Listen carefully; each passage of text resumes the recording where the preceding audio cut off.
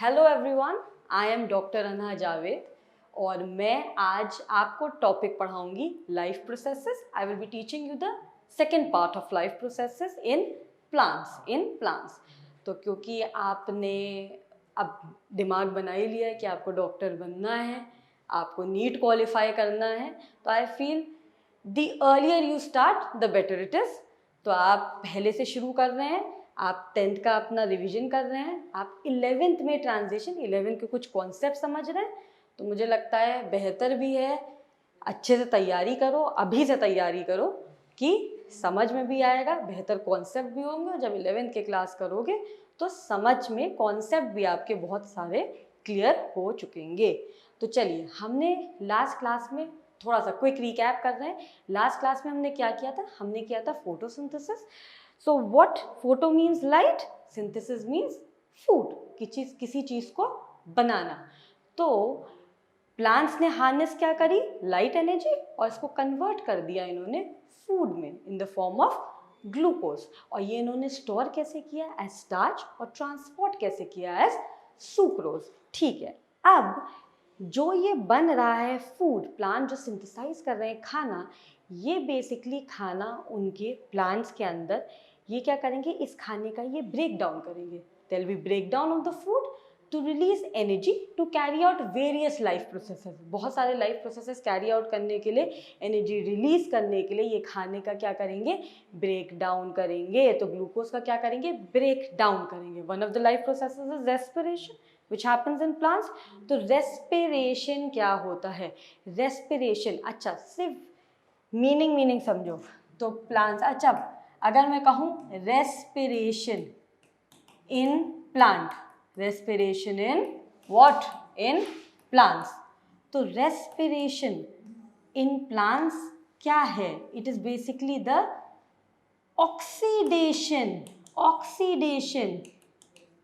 और break down. क्या हो रहा है? ब्रेक डाउन हो रहा है किसका? Of glucose, basically to release energy to carry out various life processes, and one of the life processes is what? Respiration। तो ये हम पढ़ते हैं respiration in plants। अच्छा एक बात समझो, बहुत कॉमन चीज़ है, do plants breathe? क्या plants breathe करते हैं? Do plants breathe? Do the plants breathe? Yes, plants respire। there is gaseous exchange in plants। अच्छा पूछें कि gaseous exchange in plant कैसे हो रहा है? तो basically this gaseous exchange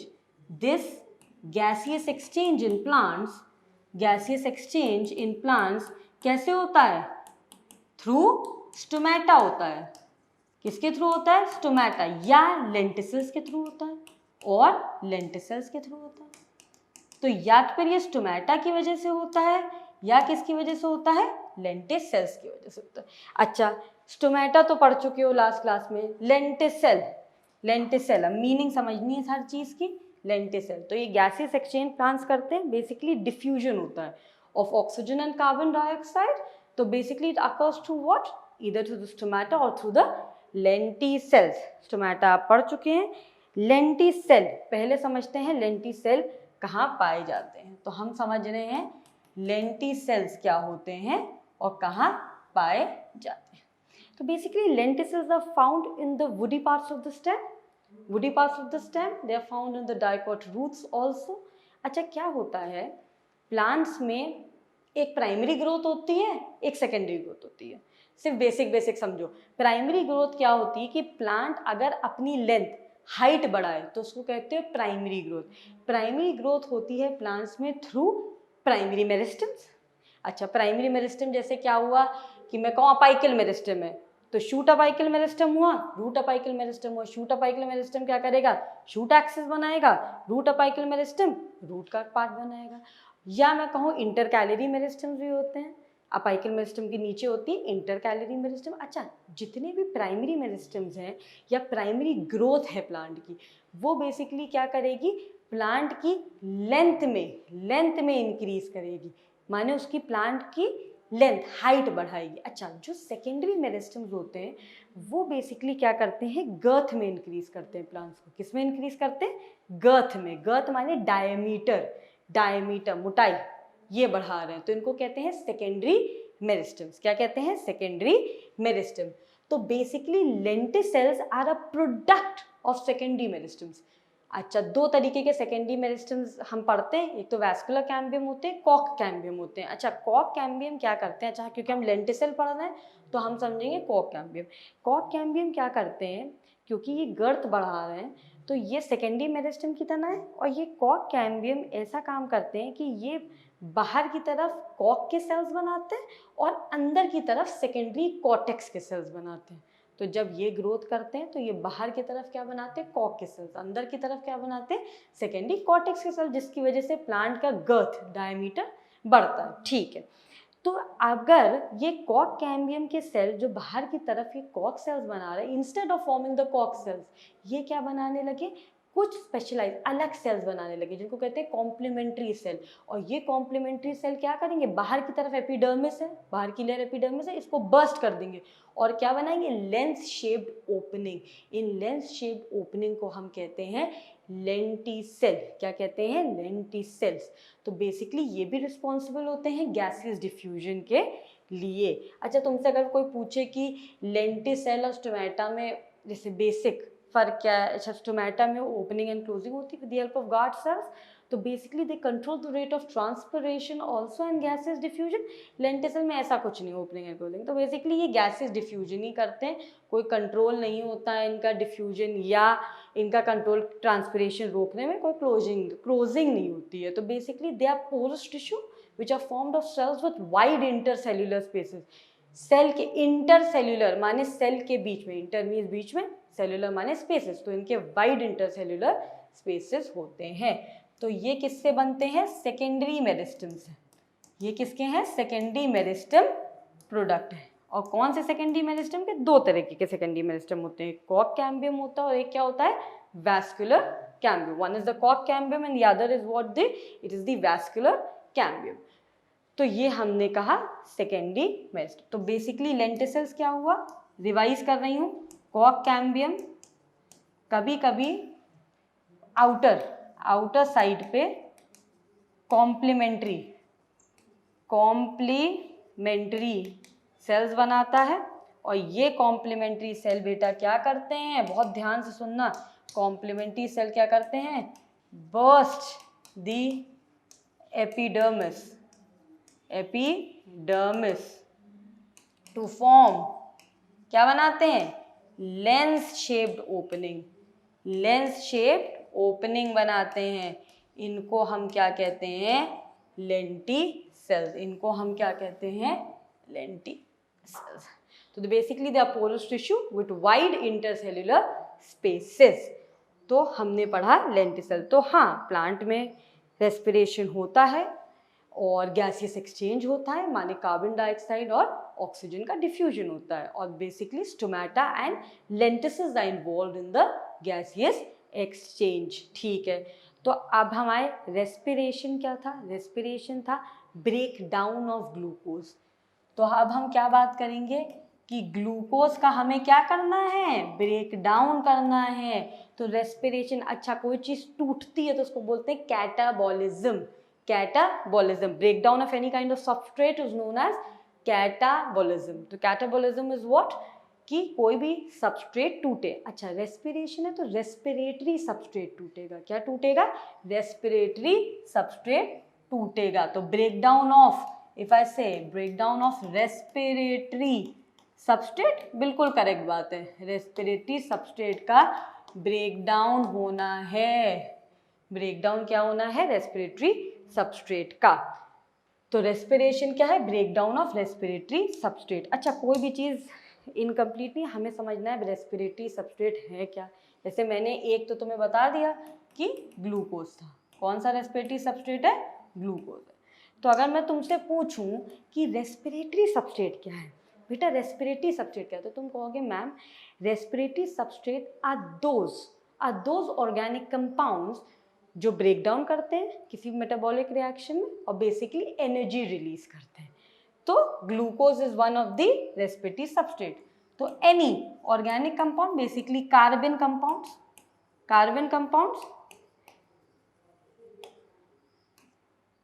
carbon compound जो ब्रेक डाउन करें और क्या बनाएं, रिलीज क्या करें, एनर्जी रिलीज करें. रिलीज क्या करें, एनर्जी. तो इनको हम कहते हैं रेस्पिरेटरी सबस्ट्रेट. पहली बात आती है प्लांट्स का सबसे कॉमन रेस्पिरेटरी सबस्ट्रेट कौन सा है. तो प्लांट्स का सबसे common respiratory substrate is basically glucose. Glucose is the most common. अच्छा, actually if I say it is the most common respiratory substrate, I mean to say कि glucose basically directly respiratory pathway में आ जाएगा और break down हो जाएगा. अच्छा, कोई disaccharide अगर सुक्रोज है तो ब्रेक डाउन हो जाएगा ग्लूकोज और फ्रक्टोज में, वो आ जाएगा रेस्पिरेटरी पाथवे में.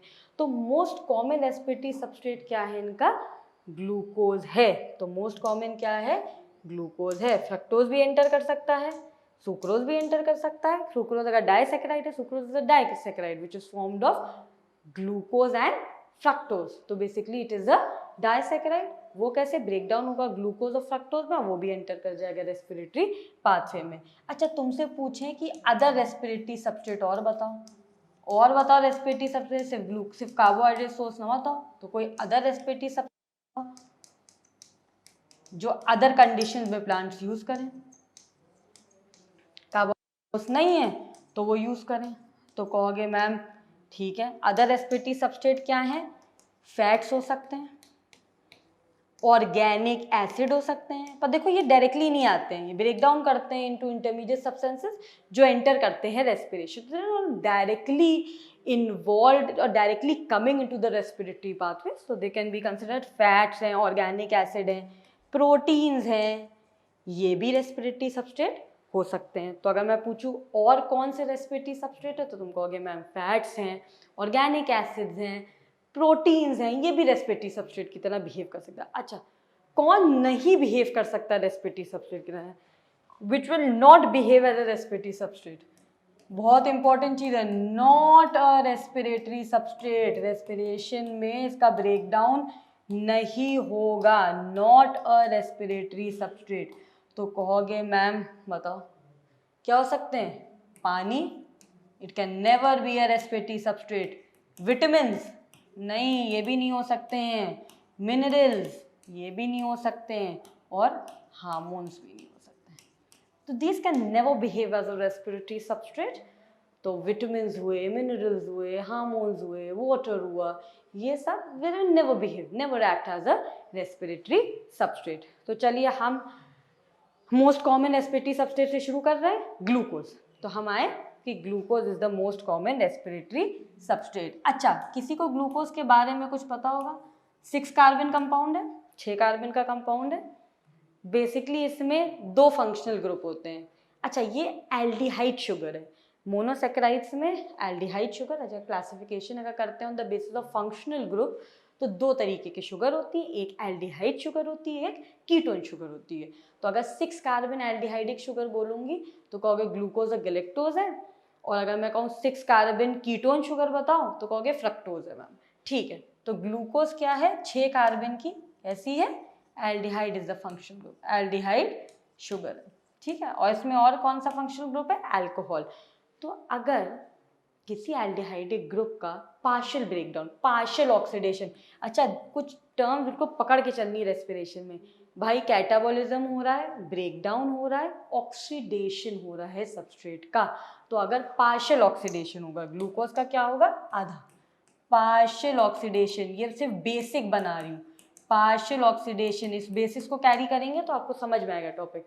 तो पार्शियल ऑक्सीडेशन अगर किसकी चीज़ का होगा तो वो बनाएगा एसिड. अगर एल्डिहाइड शुगर का पार्शियल ऑक्सीडेशन होगा तो वो क्या बनाएगा, एसिड. और मैं कहूँ कंप्लीट ऑक्सीडेशन, अगर इसी का कंप्लीट ऑक्सीडेशन, कंप्लीट ऑक्सीडेशन हो गया, पूरी तरीके से ऑक्सीडाइज हो गया, तो कंप्लीट ऑक्सीडेशन हो गया, तो कहोगे मैम अब ये बनाएगा कार्बन डाइऑक्साइड. तो अब तुम्हें देखो इस चीज़ से एक बात और समझ में आ गई कि रेस्पिरेशन में मुझे एंड प्रोडक्ट क्या चाहिए है, ये चाहिए कार्बन डाइऑक्साइड. तो रेस्पिरेशन में आपको एंड प्रोडक्ट क्या चाहिए है, कार्बन डाइऑक्साइड चाहिए है। तो हमारा रेस्पिरेटरी सबस्ट्रेट, इसका ब्रेकडाउन कैटाबोलिज्म होगा, एंड प्रोडक्ट हमें क्या चाहिए, one of the end product should be carbon dioxide which will be formed after complete oxidation of the respiratory substrate. तो तुम देखो 3 चीज पढ़ोगे इसमें। रेस्पिरेशन अगर एरोबिक कंडीशन में हम करेंगे, माने in the presence of oxygen, तो एक ग्लाइकोलिसिस आया, लिंक रिएक्शन आया, क्रेब्स साइकिल, जिसमें glycolysis takes place without the presence of oxygen. तो अभी हम समझ रहे हैं रेस्पिरेशन में ग्लाइकोलिसिस, क्या पढ़ेंगे हम, ग्लाइकोलिसिस। अच्छा, lysis is breakdown, glyco is sugar, glucose का ब्रेकडाउन, बार बार रिपीट कर रही हूँ, रेस्पिरेटरी सबस्ट्रेट का ब्रेकडाउन होगा स्टेप वाइज प्रोसेसेस में रेस्पिरेशन में, to basically form energy and liberate carbon dioxide and basically also form water also. तो ग्लाइकोलिसिस माने lysis is breakdown, glyco is any kind of carbohydrate sources, उनका breakdown. अच्छा, अब देखो जो तुमने बेसिक बनाया वो समझते हैं। ग्लाइकोलिसिस बेटा पार्शियल ऑक्सीडेशन है। अच्छा, अगर मैंने कह दिया पार्शियल ऑक्सीडेशन तो क्या समझ में आया, क्या बनाएगा, एसिड बनाएगा, बिल्कुल बनाएगा। कौन सा रेस्पिरेटरी सबस्ट्रेट था ग्लाइकोलिसिस में, ग्लूकोज, मोस्ट कॉमन यूज कर रहे हैं। तो हमने क्या कहा, 6 कार्बन का ग्लूकोज है, 6 कार्बन का क्या है बेटा, ग्लूकोज है। ये 6 कार्बन का ग्लूकोज पार्शियल ऑक्सीडाइज होके क्या बनाएगा, एसिड बनाएगा। कौन सा एसिड बनाएगा, पायरुविक एसिड बनाएगा। अच्छा, pyruvic acid is a 3 carbon compound है। तो कितने मॉलिक्यूल बनाने चाहिए, 2 मॉलिक्यूल बनाने चाहिए। तो ये तो 6 हो गया, तो 2 मॉलिक्यूल बनाएगा पायरुविक एसिड का। पार्शियल ऑक्सीडेशन, जैसी मैंने बोला, आपको ये बात समझ में आ जानी चाहिए। If I am saying partial oxidation माने कि ग्लूकोज का इनकम्प्लीट ब्रेकडाउन हो रहा है, पार्शियल ब्रेकडाउन हो रहा है, कैटाबोलिज्म हो रहा है, और 2 मॉलिक्यूल किसके बना रहा है, पायरुविक एसिड के। तो ग्लाइकोलिसिस। अच्छा, एक और टर्म दे सकते हो ग्लाइकोलिसिस को, ब्रेकडाउन को, इसको EMP पाथवे बोलते हैं। अच्छा, 3 साइंटिस्ट ने ढूंढा था, तो EMP पाथवे, एम्डेन, मेयरहोफ एंड पैरेनिस। तो इनका नाम क्या है साइंटिस्ट का, एक का नाम है एम्डेन, दूसरे का नाम है मेयरहोफ, और तीसरे का नाम है पैरेनिस। तो इन साइंटिस्ट ने ढूंढा था glycolysis. It is a common pathway which happens both in the prokaryotes as well as the eukaryotes. तो ये कॉमन पाथवे है, क्या है बेटा, कॉमन पाथवे है, जो किस में होता है, ऑक्सीजन के प्रेजेंस के without in the absence of oxygen होता है। तो ये प्रोकैरियोट्स में भी हो सकता है, और यूकैरियोट्स में भी है। तो it's basically a common pathway in prokaryotes and eukaryotes. अच्छा, लोकेशन पूछे तुमसे कहाँ कहाँ है, तो कहोगे मैम साइटोप्लाज्म में होता है। क्या होता है, साइटोप्लाज्म में होता है। अच्छा, कोई भी मेटाबॉलिक प्रोसेस अगर मैं कहूँ कि रेट डिटरमाइनिंग स्टेप्स कौन से हैं। अच्छा, ग्लाइकोलिसिस 10 स्टेप रिएक्शन है, 10 स्टेप का रिएक्शन है, साइटोप्लाज्म में होता है, इसको EMP पाथवे कहते हैं।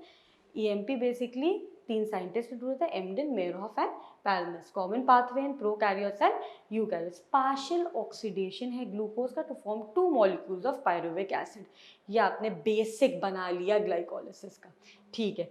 तो 10 स्टेप का प्रोसेस है, कितना स्टेप है, 10 स्टेप का प्रोसेस है।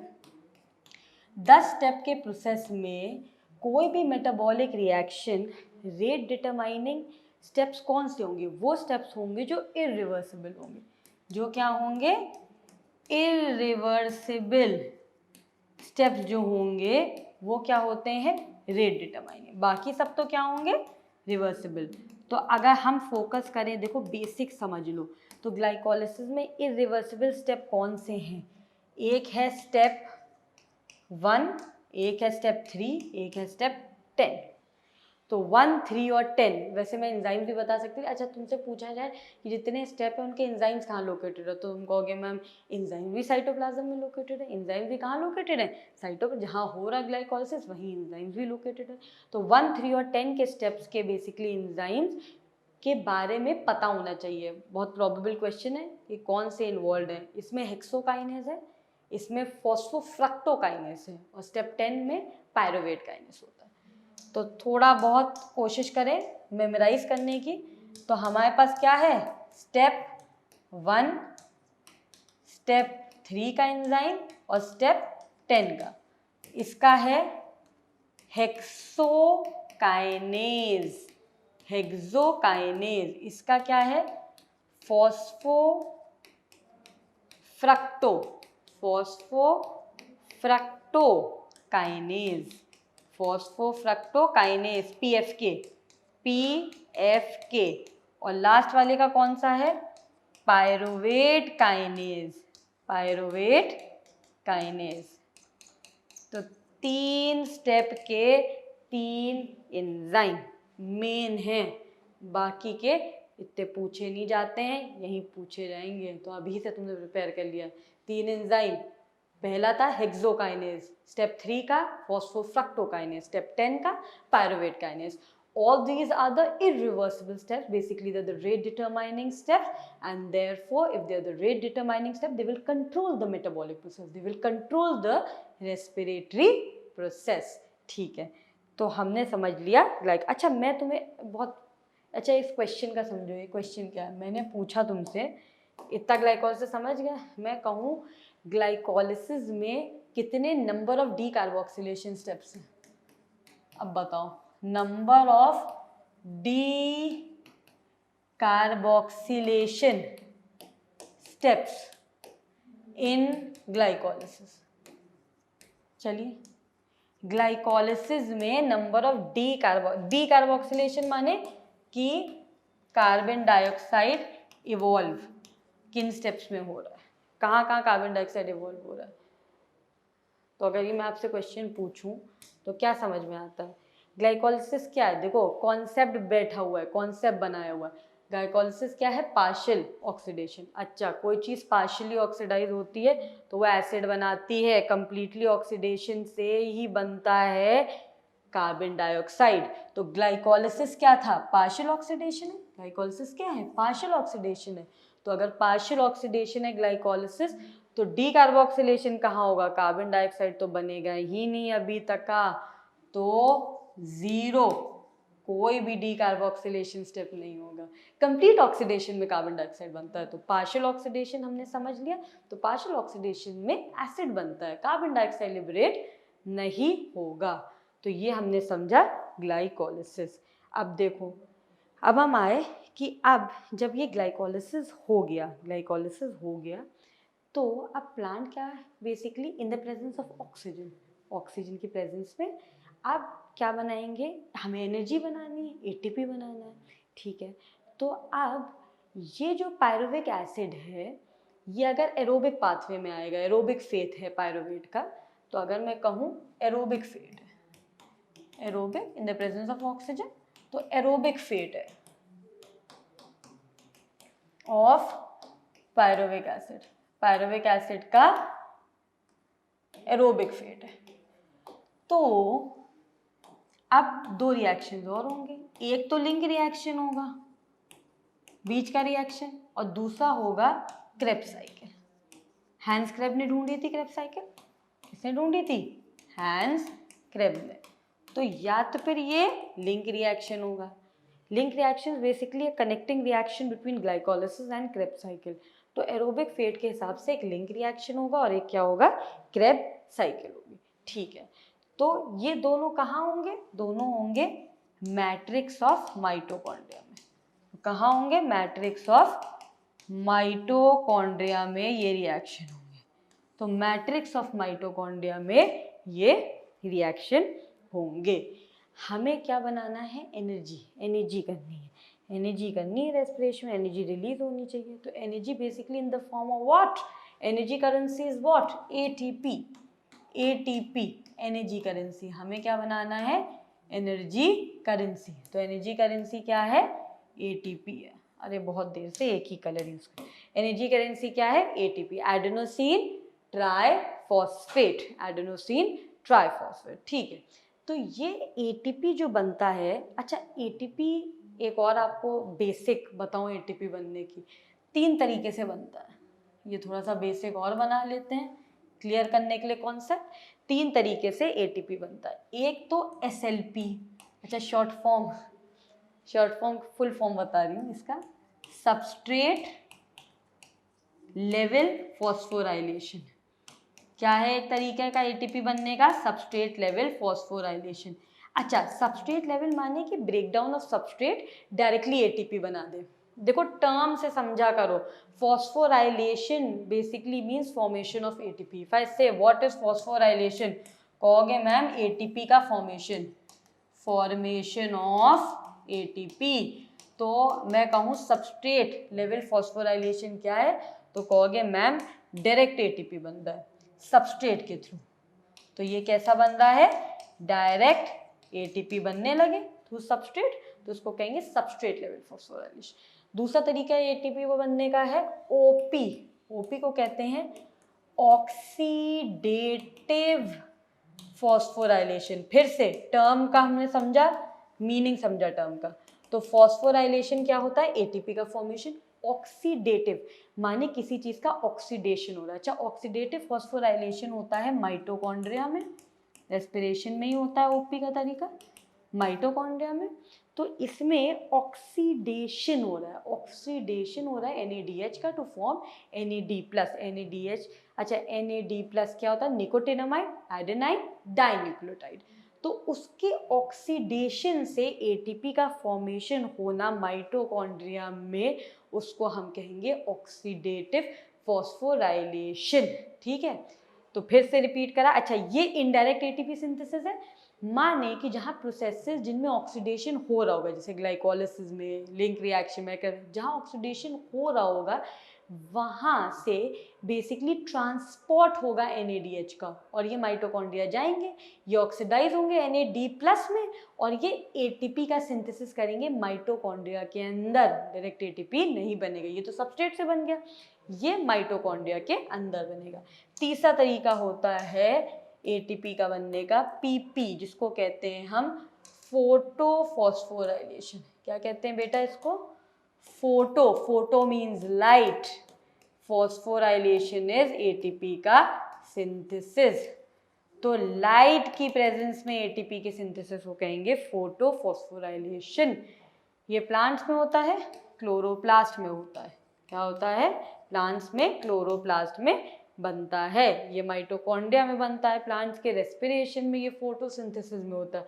दोनों का एक ही हाइपोथेसिस फॉलो करते हैं, केमियोस्मोटिक हाइपोथेसिस। बेसिकली इसमें भी यही होता है कि यहाँ पर, अच्छा सोर्स ऑफ बेसिकली एटीपी बनने के तरीके बस थोड़े से डिफरेंट है। इसमें ऑक्सीडेशन हो रहा है, इसमें लाइट की प्रेजेंस में एटीपी का फॉर्मेशन हो रहा है। तो फोटो माने light, source of energy is light, phosphorylation ATP का सिंथेसिस कहाँ हो रहा है? क्लोरोप्लास्ट में। इसमें ऑक्सीडेशन हो रहा है NADH का, फॉस्फोराइलेशन इज एटीपी का सिंथेसिस कहाँ हो रहा है? माइटोकॉन्ड्रिया में। तो ये हम फोटोसिंथेसिस में पढ़ते हैं, ये हम रेस्पिरेशन में, ये तो डायरेक्ट एटीपी का फॉर्मेशन है। तो हमने ये बात समझ लिया कि एटीपी 3 तरीके से बन सकता है। तो आपने ये बहुत अच्छा कॉन्सेप्ट आज बनाया है, एटीपी का फॉर्मेशन 3 तरीके से हो सकता है। अब हम आते हैं लिंक रिएक्शन में। तो एरोबिक फीड में सबसे पहले क्या था? Link reaction. Matrix of mitochondria में होता है। किसमें होता है बेटा? मैट्रिक्स ऑफ माइटोकॉन्ड्रिया में होता है। तो मैट्रिक्स ऑफ माइटोकॉन्ड्रिया में होता है, और बेसिकली ये बनाता है acetyl coenzyme A, and this acetyl coenzyme A will enter what?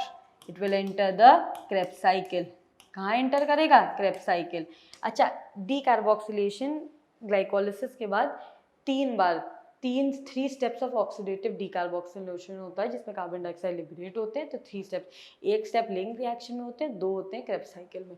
तो बेसिकली एसिटिल कोएंजाइम ए के थ्रू ये एंटर कहाँ करेगा, क्रेब्स साइकिल। और क्रेब्स साइकिल क्या है, 8 स्टेप रिएक्शन है। तो हमने क्या समझा, लिंक रिएक्शन में क्या बना दिया, अभी तक आपको बेसिक समझ में आया कि पायरुवेट का एरोबिक फेट है कि वो लिंक रिएक्शन में जाके क्या बनाएगा, एसिटिल कोएंजाइम ए। और ये एसिटिल कोएंजाइम ए कहाँ जाएगा, क्रेब्स साइकिल में जाएगा। क्रेब्स साइकिल किसने ढूंढी थी, हैंस क्रेब ने, हैंस क्रेब ने। अच्छा, एक दो नाम इसके याद और करो, इसको TCA साइकिल बोलते हैं। क्या बोलते हैं, TCA साइकिल। फुल फॉर्म हर चीज का, TCA basically stands for try carboxylic acid cycle. तो TCA साइकिल है ट्राई कार्बोक्सिलिक एसिड साइकिल, ठीक है। इसका एक और नाम है, इसको और बोलते हैं सिट्रिक एसिड साइकिल। क्या बोलते हैं, सिट्रिक एसिड साइकिल। तो सिट्रिक एसिड साइकिल, अच्छा क्यों बोलते हैं, हर चीज क्यों बोली जाती, ढूंढा किसने था, हैंस क्रेब ने। 8 स्टेप रिएक्शन है। तो सिट्रिक एसिड साइकिल, अच्छा there is a reason why you give a cycle another name, तो रीजन पता होना चाहिए, तो आपको याद भी आप कर लेंगे। सिट्रिक एसिड साइकिल इसलिए बोलते हैं क्रेब्स साइकिल को क्योंकि इसका पहला स्टेबल प्रोडक्ट सिट्रिक एसिड है। तो इसको क्यों बोलते हैं citric acid cycle, because the first, पहला स्टेबल प्रोडक्ट इसका क्या है बेटा, citric acid. Try carboxylic acid cycle इसलिए बोलते हैं कि सिट्रिक एसिड में 3 COH ग्रुप होते हैं, तो इसीलिए इसको क्या बोल सकते हैं हम, ट्राई कार्बोक्सिलिक एसिड साइकिल। ठीक है, तो ये कैसा है, क्रेब्स साइकिल 8 स्टेप रिएक्शन है। अच्छा, मैं तुमसे कहूँ कि एंजाइम्स कहाँ लोकेटेड है क्रेब्स साइकिल के, देखो एक दो क्वेश्चन प्रिपेयर कर रहे हैं हम नीट का, एंजाइम्स कहाँ लोकेटेड, तुम कहोगे जितने भी एंजाइम्स हैं क्रेब्स साइकिल के वो मैम मैट्रिक्स ऑफ माइटोकॉन्ड्रिया में लोकेटेड है। अच्छा, मैं कहूँ एक ऐसा एंजाइम बताओ क्रेब्स साइकिल में जो मैट्रिक्स ऑफ माइटोकॉन्ड्रिया में नहीं लोकेटेड हो, मेम्ब्रेन बाउंड एंजाइम हो, तो कहोगे मैम एक्सेप्ट, जितने एंजाइम्स हैं वो कहाँ है, मैट्रिक्स ऑफ माइटोकॉन्ड्रिया, एक्सेप्ट जितने एंजाइम्स थे, रुको पहले पूरा ही अच्छे से लिख दो। तो ऑल एंजाइम्स थे इन मैट्रिक्स ऑफ माइटोकॉन्ड्रिया, कहाँ थे, मैट्रिक्स ऑफ माइटोकॉन्ड्रिया। एक्सेप्ट पता होना चाहिए, नीट एक्सेप्ट पूछता है, एक्सेप्शंस क्या है, एक्सेप्ट एंजाइम सक्सिनेट डिहाइड्रोजनेज, ये मेम्ब्रेन बाउंड एंजाइम है, ये कहा क्या है, membrane bound, what is it, membrane bound enzyme. अच्छा, इसका फन फैक्ट बताऊं, ये मेम्ब्रेन बाउंड एंजाइम है। सक्सिनेट डिहाइड्रोजनेज कन्वर्ट करती है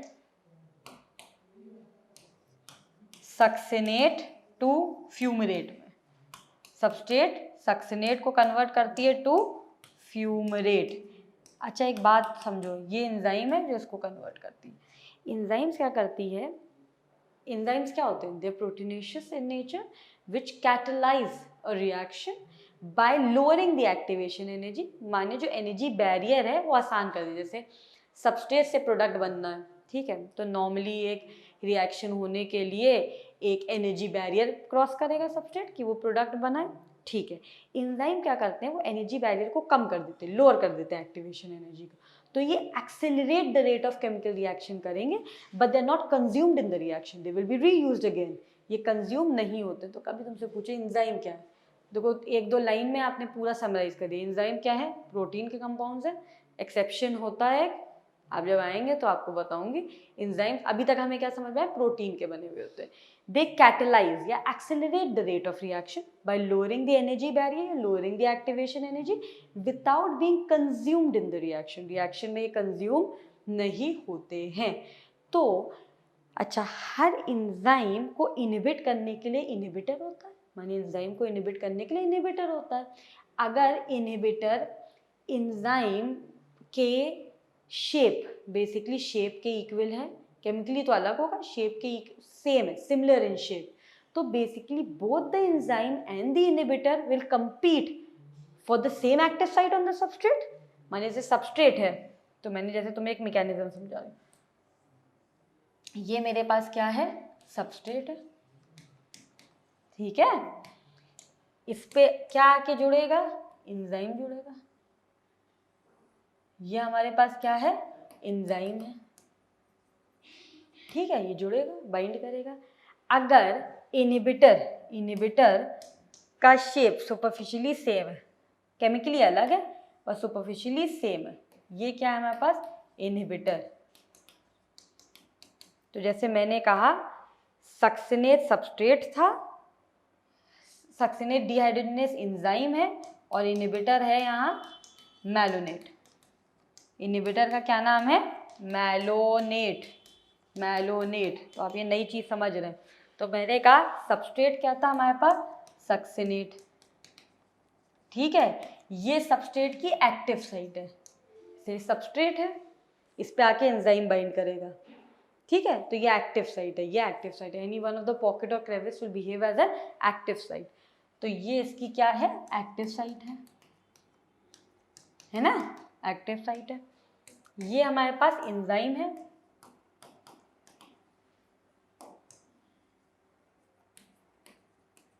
और हमारे पास ये क्या है, इनहिबिटर, मैलोनेट। तो मैंने कहा कि ये इनहिबिटर भी कंपीट करे for the same active site on the enzyme, और इसका सिमिलर शेप हो, केमिकली अलग ग्रुप हो, आर ग्रुप, बस सिमिलर शेप हो। तो ये भी हो सकता है कि ये सबस्ट्रेट से बाइंड कर दे और एंजाइम ना बाइंड करे, तो इसको कहेंगे competitive inhibition, with inhibitor is similar in shape to the enzyme but it is different chemically, but both the enzyme and the inhibitor will compete for the same active, दोनों competition करेंगे एक ही active site के लिए। आप एक ही NEET exam के लिए compete कर रहे हैं, अपनी सीट बुक कर रहे हैं, तो basically you are competing, so your similarity ये है कि आप क्लासरूम प्रोग्राम में हमारे लिए एक जैसे हैं दिखने में, हमारे लिए all the students are similar, but the effort, the hard work chemically you put it, that is different।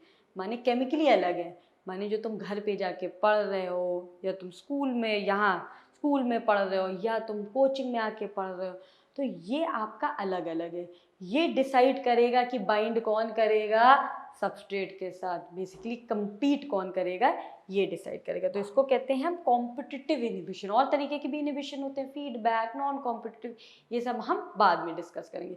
तो आपने समझ लिया एक क्रेब्स साइकिल के बारे में, अच्छा फन चीज़ समझ ली कि जितने भी एंजाइम्स हैं वो मैट्रिक्स में है क्रेब्स साइकिल के, except succinate dehydrogenase which is a membrane bound enzyme, और इसको कॉम्पिटिटिवली इनहिबिट करता है मैलोनेट। तो सक्सिनेट टू फ्यूमरेट जब बनता है क्रेब्स साइकिल में तो कॉम्पिटिटिव इनहिबिशन होता है।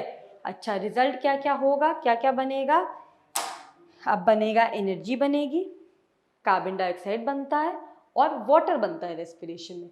अच्छा ये एटीपी का सिंथेसिस कहाँ हो रहा है, ईटीएस में हो रहा है, इलेक्ट्रॉन ट्रांसपोर्ट सिस्टम में हो रहा है। तो ये मैंने आपको क्या बताया था, ऑक्सीडेटिव फॉस्फोराइलेशन, रेस्पिरेशन में माइटोकॉन्ड्रिया में बेसिकली ईटीएस चलेगा, इलेक्ट्रॉन ट्रांसपोर्ट सिस्टम चलेगा, जिसमें ऑक्सीडेशन होगा NADH का टू NAD+, और ये जब ये कर रहा होगा तो H+, that is a proton, बहुत ध्यान से सुनना, प्रोटॉन्स जाते हैं, पंप होते हैं, और बेसिकली जैसे ये मैंने आपका mitochondria double membrane bound organelle है, 2 मेम्ब्रेनस होता है, ये इनर मेम्ब्रेन होती है folding into cristae, it is folded into what, cristae.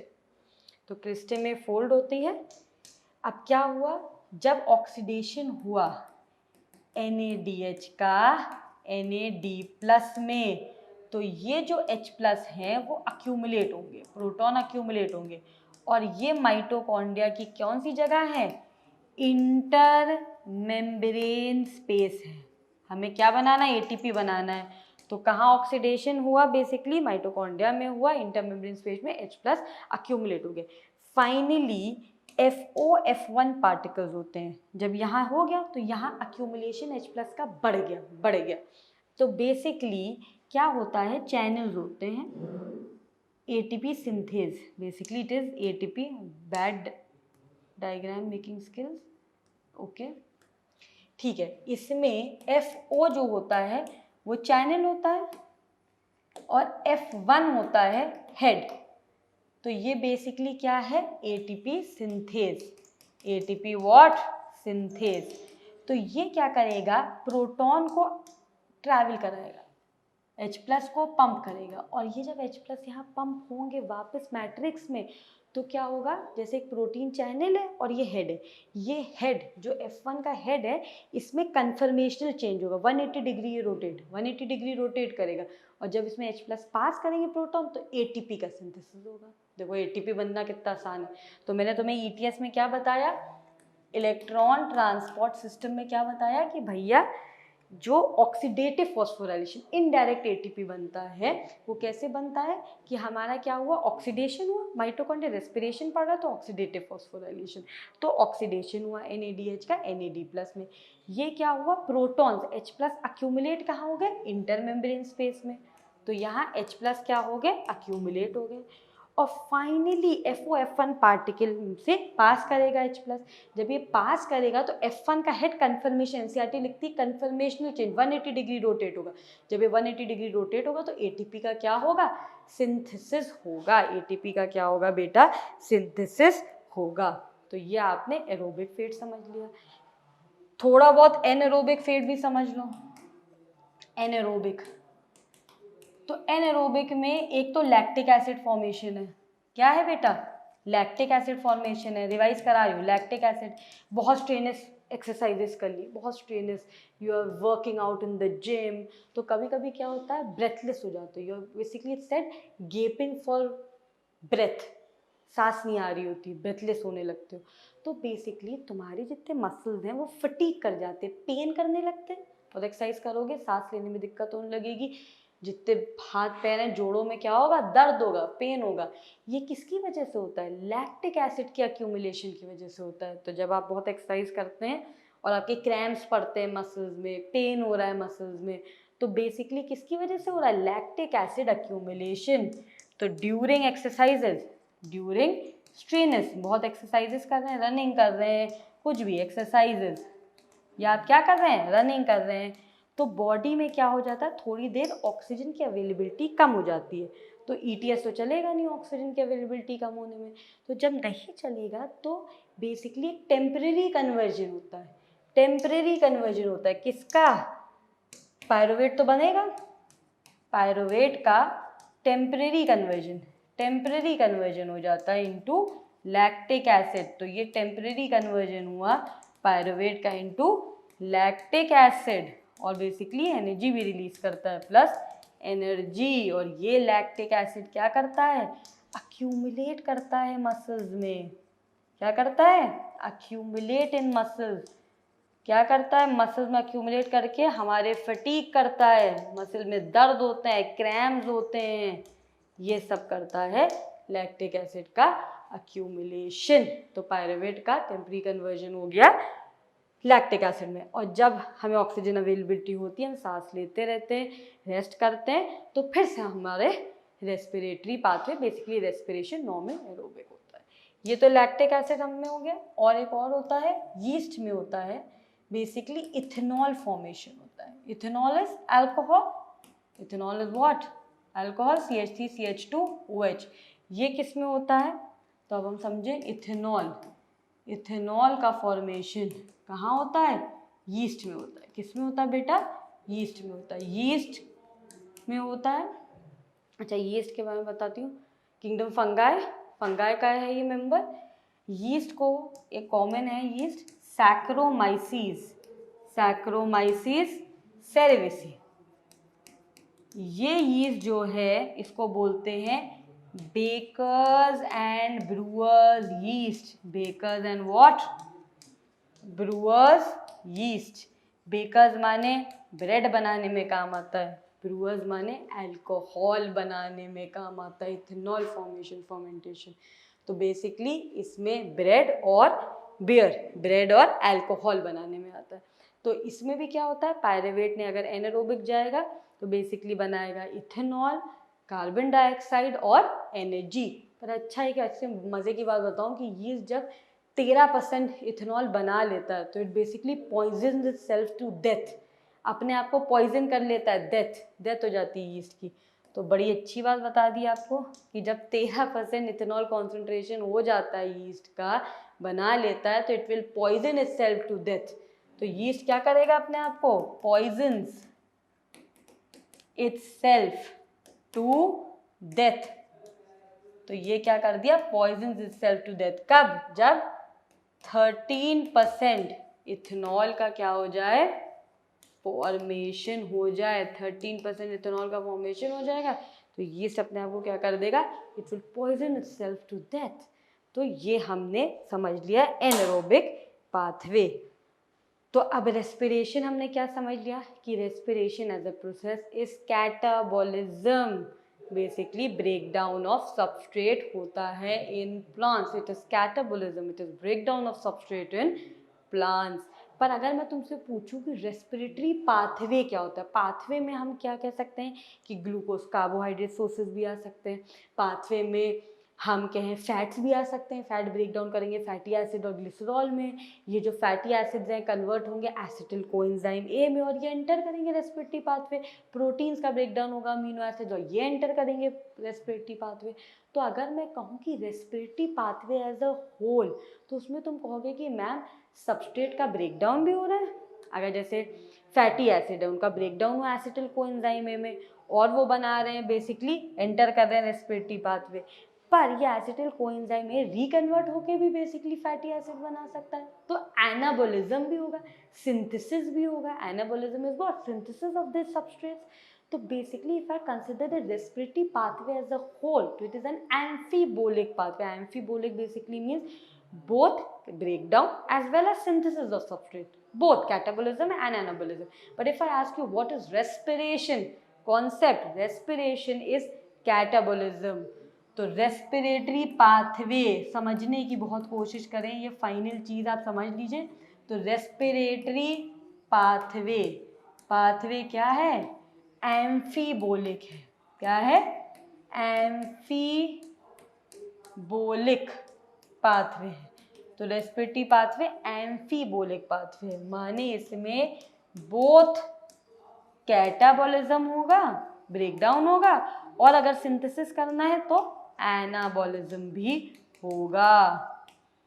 और मैं पूछूं रेस्पिरेशन क्या है, मैं पूछूं रेस्पिरेशन क्या है, तो तुम कहोगे ma'am respiration is catabolism of substrate.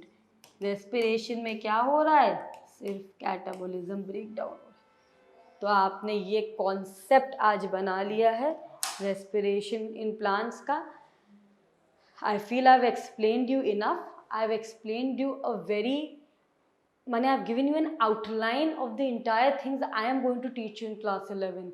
So I feel आप ये देखें, these lectures are very beneficial for you.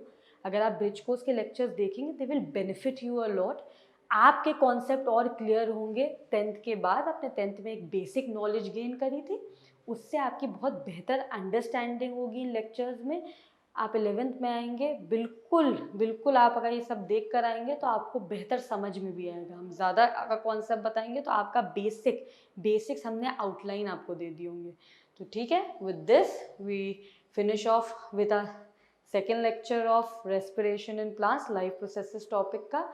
So we are going to meet you. I'm going to meet you tomorrow with another lecture and another topic. Thank you so much.